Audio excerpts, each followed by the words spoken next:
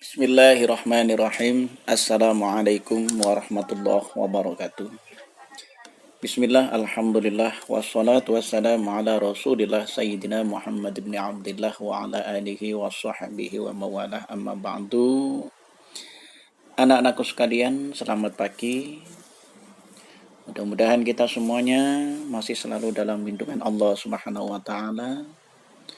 Dan mudah-mudahan Allah Subhanahu wa taala selalu memberikan kesempatan kepada kita semuanya untuk mencari ridhonya, terutama kita bisa menjaga kesehatan di masa Covid seperti ini, yang tentunya kita hanya tidak bisa berdoa saja, tapi berusaha bagaimana kita bisa mengantisipasi wabah yang sekarang ini sedang melanda, yaitu corona. Paling tidak kita harus benar-benar bisa menjaga kebersihan. Kita sering mencuci tangan dengan sabun, kita bermasker ketika berjalan-jalan kemana-mana, kemudian terlebih-lebih kita sedang berkumpul dengan teman kita ataupun dengan masyarakat yang lainnya, paling tidak kita gunakan protokol yang diharapkan oleh pemerintah, bahwa kita harus benar-benar menjaga kebersihan dan diri kita semuanya. Anak-anakku sekalian, di pagi hari ini mudah-mudahan kita semuanya selalu sehat walafiat. Amin Allahumma amin. Kali ini akan kami sampaikan materi yaitu aswaja, di mana kita akan membicarakan tentang Nahdlatul Ulama ataupun NU itu sebagai Jamiah Ijtimaiyah. Perlu kalian ketahui bersama, NU ini banyak sekali badan otonom yang berada di bawahnya. Sedangkan Jamiah Ijtimaiyah itu kalau kita artikan adalah sebuah organisasi kemasyarakatan. Jadi Jamiah Ijtimaiyah itu adalah organisasi kemasyarakatan. Sedangkan Nahdlatul Ulama itu sendiri adalah Jamiah Ijtimaiyah yang kegiatannya tidak hanya pada bidang keagamaan, tetapi juga pada bidang kemasyarakatan. Nah, di sini sebagai organisasi kemasyarakatan, NU itu banyak melakukan usaha-usaha melalui bidang pendidikan. Di antaranya adalah bidang pendidikan. Kemudian tidak hanya itu, ada di bidang ekonomi, kesehatan, dan lain-lainnya. Semua itu bertujuan untuk meningkatkan kesejahteraan dan kemaslahatan umat. Suatu contoh, NU bergerak di bidang pendidikan. Ketika NU ini bergerak di bidang pendidikan, yang tentunya guna memenuhi kebutuhan dan tuntutan perkembangan masyarakat. Kemudian para ulama mendirikan madrasah, sebagai pengembangan dari pesantren. Maka pada waktu itu berdirilah madrasah-madrasah yang dikelola oleh warga Nahdlatul Ulama. Makanya kan ada istilah sekarang itu kalau di tingkat Dignas itu ada TK. Tetapi kalau kita di Nahdlatul Ulama di bawah naungan Kemenak itu ada istilahnya RA. Jadi RA itu untuk usia dini yang di bawah naungan Kementerian Agama. Atau Raudhatul Atfal namanya, RA itu Raudhatul Atfal. Kemudian dari Raudhatul Atfal ini dikelola kembali, dikembangkan kembali oleh organisasi Nahdlatul Ulama menjadi madrasah ibtidaiyah. Anak-anakku sekalian, sebetulnya makna madrasah ibtidaiyah itu hakikatnya adalah sama istilah sekolah dasar. Kalau kita maknai madrasah ibtidaiyah itu kan bahasa Arab. Madrasah itu artinya sekolahan, sedangkan ibtida itu artinya adalah dasar. Jadi sekolah dasar. Sama, cuma karena madrasah itu dulu yang mendirikan itu para ulama, para sesepuh, para kiai, maka dinamakanlah sesuai dengan status orang yang dulu mendirikan para ulama, para kiai, dinamakan madrasah ibtidaiyah. Kemudian setelah kita menjajaki madrasah ibtidaiyah, kemudian kita meningkat menjadi madrasah sanawiyah. Kemudian diteruskan kembali menjadi madrasah aliyah, yang kemudian diteruskan pada perguruan tinggi agama Islam. Pada mulanya masa dulu, ya, mata pelajaran yang diajarkan di madrasah itu hanya terbatas pada bidang agama. Ini pada zaman dulu ulama-ulama, ya, bahkan mungkin Indonesia ini katakan masih dalam perkembangan ilmu, khususnya ilmu agama itu pada waktu dikelola oleh para kiai. Nah, sehingga madrasah itu dulu terfokus pada pelajaran agama. Ya, diantaranya Al-Quran, hadis, akidah, fikih, bahasa Arab, dan tarikh. Ya. Dalam perkembangan berikutnya,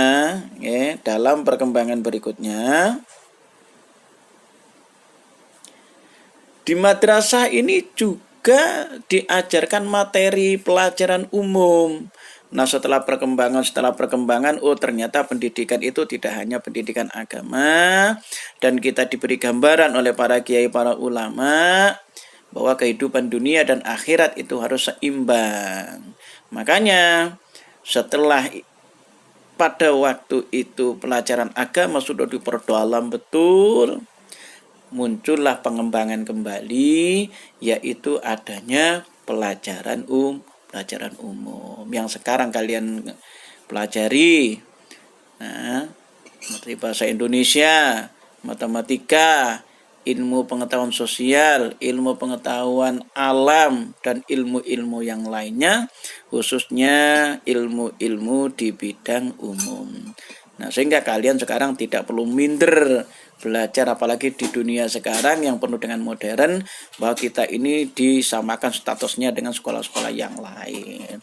Inilah keunggulan kita, di mana ketika kita berjuang untuk mempelajari ilmu agama, tetapi tidak meninggalkan ilmu umumnya.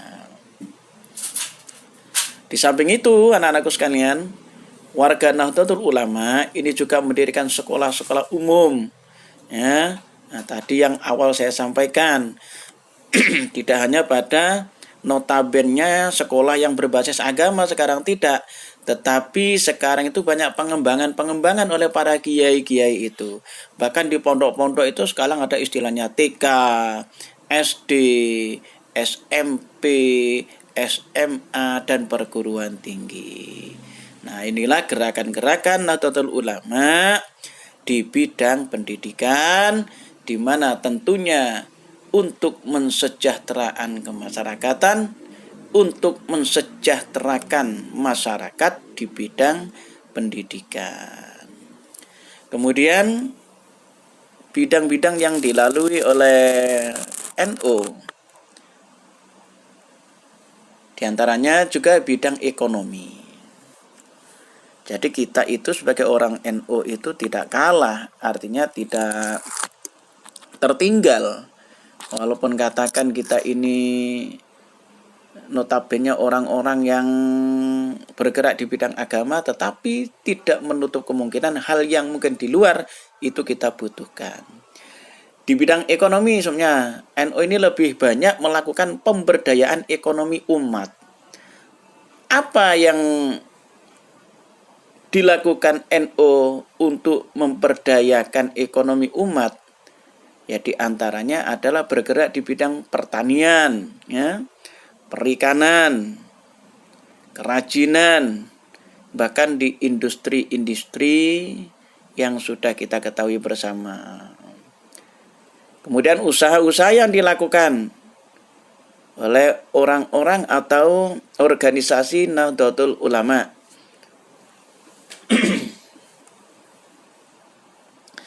Meliputi pembinaan kepada para petani. Nah, ini langkah-langkah yang harus ditempuh oleh organisasi Nahdlatul Ulama di bidang ekonomi atau usaha yang dilakukan.